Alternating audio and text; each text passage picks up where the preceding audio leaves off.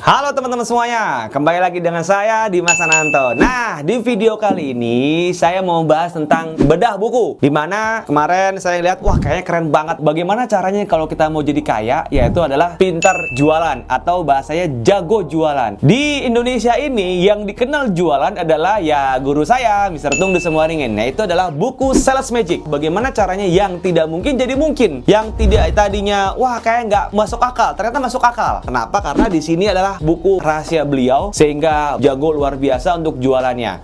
Nah, sebelum kita mulai, yuk jangan lupa subscribe dulu karena ini gratis dan nyalakan loncengnya ya. Bab yang pertama, kenapa orang tidak sukses bahkan tidak berani jualan? Yang pertama banget gitu ya, yaitu adalah tidak menguasai produk dan jasanya.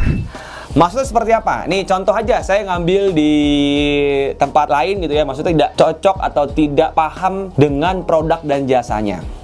Nah, di buku ini menceritakan bahwa beliau ini adalah dulunya pimpinan di suatu cabang gitu ya. Kemudian dia pengen studi banding ke perusahaan bank tertentu tapi di luar dari BCA ya, bank swasta. Kemudian beliau ini ke tempat CS-nya. Nah, ketika ke tempat CS-nya, nanya produk apa yang ditanyakan seperti itu. Nah, singkat cerita, si CS itu tidak bisa memberikan informasi yang memuaskan. Apalagi beliau ini di depan ya, apalagi tim sales atau tim CS gitu ya, di depan front office untuk menceritakan kepada nasabah gitu ya. Nah, apa pelajarannya? Bahwa kita kalau mau jualan atau mau menawarkan produk apapun harus tahu dulu yang namanya product knowledge. Di mana product knowledge ini benar-benar harus diulang lagi, role play lagi sehingga mungkin bosen dengernya gitu ya. Tetapi dengan hal seperti itu ya kan, ingat kalau mantra saya Pak, belajar membuat kita tahu, praktek membuat kita paham, jam terbang membuat kita ahli. Yo catat sekarang, ayo ulangi lagi apa? Belajar membuat kita tahu, praktek membuat kita paham, jam terbang membuat kita ahli.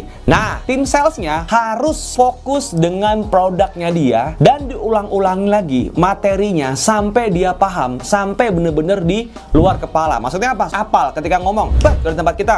Ketika dia sudah paham dengan produknya, diulang-ulangi lagi, maka potensi untuk salesnya terjadi adanya. Kenapa? Karena kita proven dengan menceritakan apa yang benar-benar kita mau tawarkan kepada orang lain. Apa pelajarannya buat teman-teman semuanya? Harus apal timnya tentang produk yang mau kita jualkan.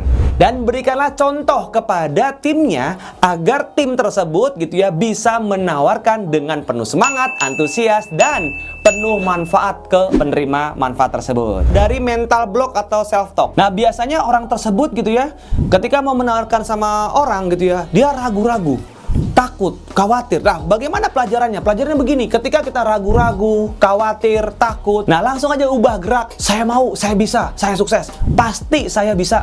Kenapa kita merasa berdosa kalau tidak memberikan manfaat kepada orang lain? Kalau kita punya inisiatif, kalau kita punya pemikiran seperti itu, maka kita pun juga akan senang, penuh semangat. Kenapa?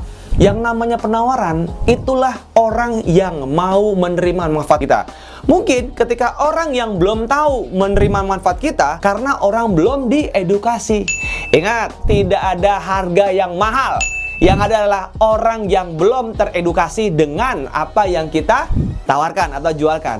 Maka disitulah kalau kita punya keyakinan bahwa tidak ada kata gagal, ya ada sukses atau belajar. Kalaupun dia nggak mau ke produk kita, maka kita pun belum memberikan informasi dengan sebaik-baiknya kepada calon nasabah tersebut. Teman-teman harus berpikir bahwa kita pasti bisa. Orang tersebut yakin menerima manfaat banyak dari kita. Orang tersebut bermanfaat gitu ya. Orang tersebut bilang bahwa produk ini sangat bermanfaat bagi kami. Nah, makanya teman-teman ya harus coba praktekkan terus timnya untuk mencoba role play ya kepada orang lain. Jadi orang tersebut tes 2, 3, 4, 5 kali atau 10 kali minimal.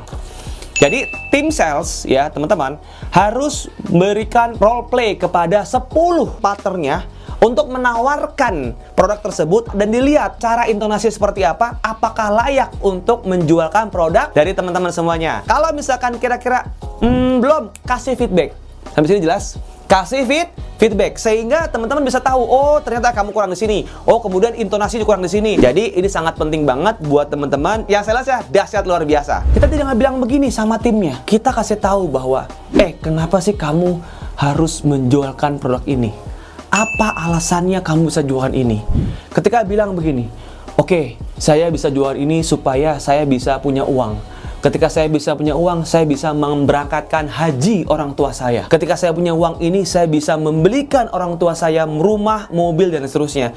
Berikan alasan sangat kuat kepada timnya, sehingga timnya ini harus benar-benar dahsyat luar biasa dan mencetak apa yang benar-benar kita impikan dan goalsnya harus tercapai. Maka teman-teman harus bisa yang buat namanya alasan sangat kuat. Reward and punishment-nya apa? Kalau kamu achieve 10, maka kamu mendapatkan bonus. Tapi kalau kamu gagal 10, kamu harus apa? Misalkan gitu ya. Jadi kasih hukuman sehingga ada ketakutan dalam diri kita, dalam timnya. Akhirnya timnya takut untuk tidak closing. Nah, maka teman-teman harus perhatikan baik-baik bahwa tim sales berikanlah namanya reward and punishment-nya. Kemudian teman-teman berikanlah yang namanya petunjuk kepada tim salesnya. Ceritanya apa? Berikan ceritanya apa ketika kamu bisa mencapai 10 closing. Alasan terbesar kamu apa? Kenapa kamu harus bisa 10 closing? Ya yang penting cetak gol aja. No, nggak akan terjadi. Tapi kalau 10 pak, saya yakin bisa dan pasti saya sukses. Nah itu keren.